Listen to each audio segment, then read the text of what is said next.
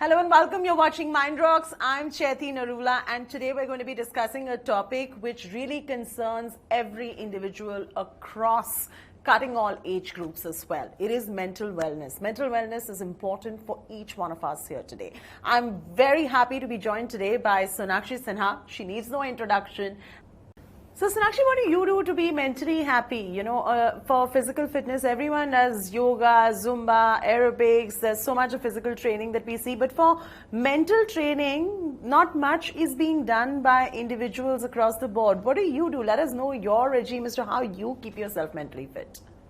I think the best thing to do, like you said, how we have exercise and fitness, for our bodies, and we have doctors to go to for our body. I think it's very important to treat your mind as well. And I've it as recently as when lockdown happened, that's when I discovered meditation and how it just helps to kind of center you and balance you and keep you in the moment.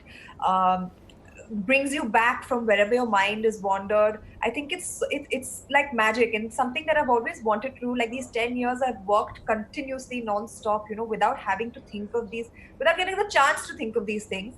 And now, because we have all this free time, it's something that I got into.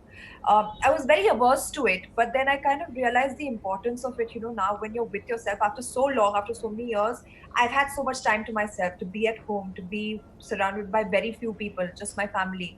And otherwise it's always been people at work, and your mind is always somewhere else. So for the first time I kind of realized the importance of just being one with yourself and being able to handle that. Suddenly you're all alone by yourself. So I think it's very, very important to meditate for the mind. Yeah.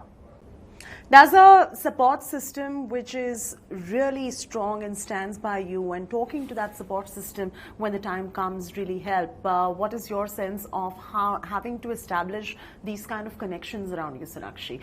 I think, yes, it's very, very important to have a good support system around you, good friends, good, family that supports you, good co-workers. Having a good equation with everyone really helps, And for me, I've always kept my circle very small. I don't like to add people into my circle who won't add anything to my life or will take away from it. So for me, I've managed to keep my life around me very positive by just doing that, guarding my circle very, very closely. And it's really up to you, who you let in, what you let in, the thoughts that you let in. um, so yeah, I think overall it's very important to have a good support system, but sometimes it's also helpful when you speak to someone who's not in your circle.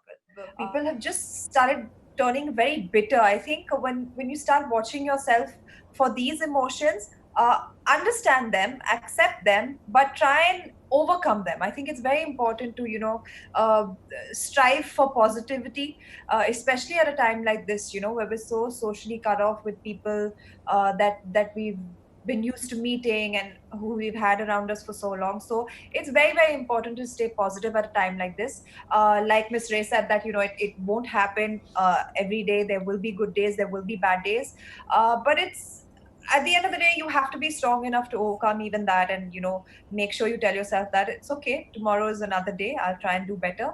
And yeah, just stay positive. I think it's very important to have a positive mindset at a time like this. Since you mentioned bad days as well, one last question I'd like to ask you is on your bad day, what do you do? How do you cope? On my bad days, I try and sleep it off sometimes.